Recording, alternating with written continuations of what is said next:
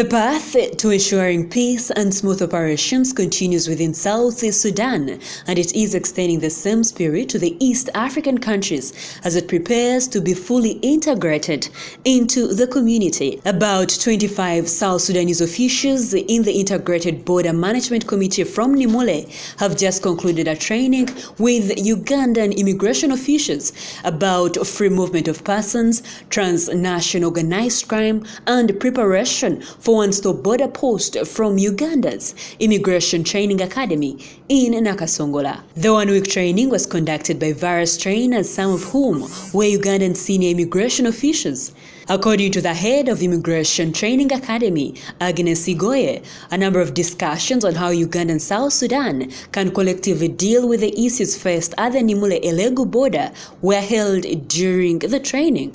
The participants, themselves, that was really a very rich group, because we found, people from migration, people representing security, people dealing with customs, people with the, standards, of goods, coming under one roof and training together.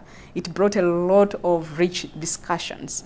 Because, like I said, human trafficking cannot just be a one agency, thing.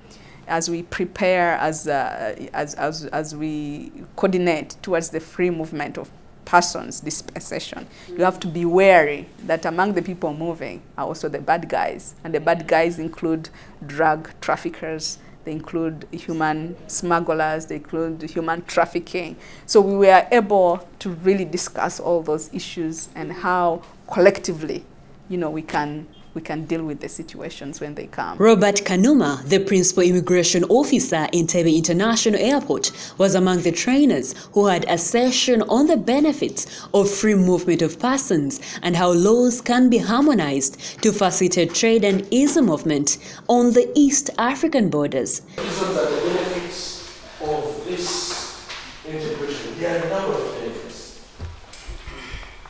but the most serious one, apart from the development, is addressing youth unemployment. That is a security threat. He believes South Sudan needs to be understood and prepared for this integration process. We have to prepare them. We also have to get to know, understand them. What are their fears? What are their challenges? How do we work together to see to it that we create one seamless, operational, fully functional, integrated unit within the region. Yeah. Okay, and as it's been a week since you started teaching them, yes, please. How's the response? The response is good. It's very good. It is not only a learning experience to them, but it is a learning experience to us too. You sometimes live across with somebody who is a neighbor or actually a brother, but you may not be able to get to know them better. But this interaction here, they have got to understand us better. We've got to understand them better. They have understood maybe our weaknesses and our strengths. And we have also learned a few things about them, which we think we can work out together so that we can be able to move forward as a regional unit. He is optimistic that when there is a one-stop border post along the Nimule and Elegu border, ease in transportation of goods, movement of persons, which are now a major challenge, will be solved. With the standard railway that is being put in place, all the way from Mombasa, through Malaba, up to Juba, if it becomes fully operational, imagine there is a carriage that is taking passengers, someone to Juba, okay? Without a one border stop.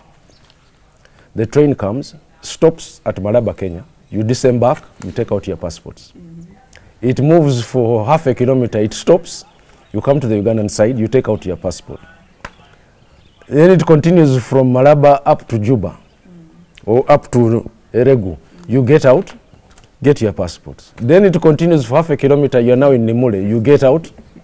But with the one border stop post, you move from Mombasa, you stop once in Malaba, Uganda side. You are cleared, good to go. And you're through. And you're through. The next stop is Nimule, and you're out of the train. So you have basically two stops instead of two in Malaba and two in Eregu and Nimule. So it's definitely much easier. You're easing movement of people and services. And when you do that, you are actually making it easy for people to do business. The South Sudan Chief Customs Officer, Kano Adwal Ajoying Duot, states that the training was enlightening for the officials. He is also confident that the major delays of services, since there is no one-stop border point at the Nimule-Elegu border, will be history. The increase in capacity of personnel at the border to help monitor the operations will help curb crime, since many wrong elements use a number of tricks to indulge in smuggling of goods and also human trafficking. They use variety of tricks. Some people, they put them in the tanker, water tanker. They are, you know, they take water tankers here to South Sudan. They will put people in the water tanker. Even people? Even people. They are the people. Water tanker and even, yes, the water tanker, when it goes here empty, they will put people in there to transport them with the hope that the clearance will be very quick.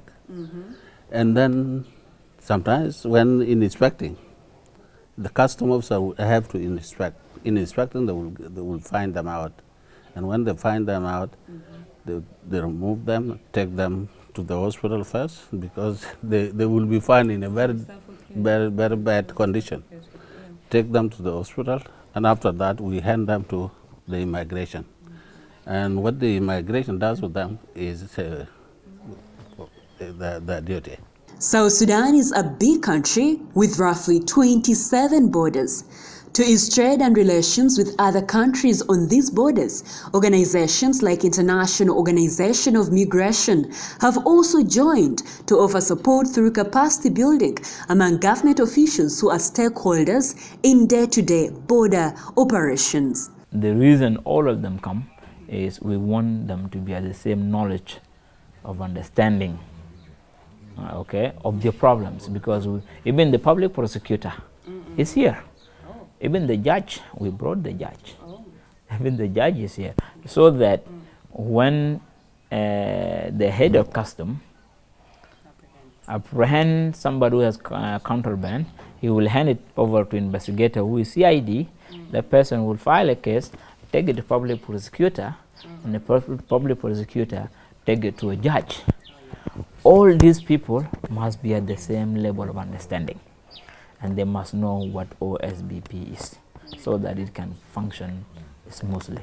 There is hope that after South Sudan has fully integrated within the East African community, the speed at which operations will be handled will be unmeasurable, since the other East African countries have done the groundwork, and all it will need is to pick the best experience and use it for its development. The major problem registered on the East African borders and across Africa is human trafficking. Now, the Uganda Immigration Academy has not only offered refresher courses to its officials, but extended the same training to neighboring South Sudan, a country that is in a state of spreading peace within and also the neighboring countries. I am Ruthina Sejer, reporting from Nakasongola.